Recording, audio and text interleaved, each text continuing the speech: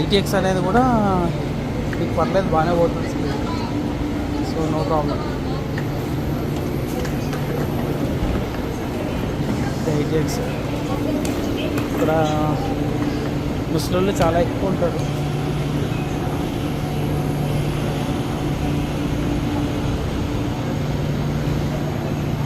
సోలు డిజైన్లు అది ఇక్కడి నుంచే పోతాయంట, చూసినారు కదా. సో ఇది వచ్చేసి వెండింగ్ మిషన్. సో ఆటోమేటిక్గా ఇది ఇక్కడ నుంచి వెళ్ళిపోతుంది. ఇక్కడ అనిపిస్తుంది కదా, ఇది బుల్లెట్ ట్రైన్.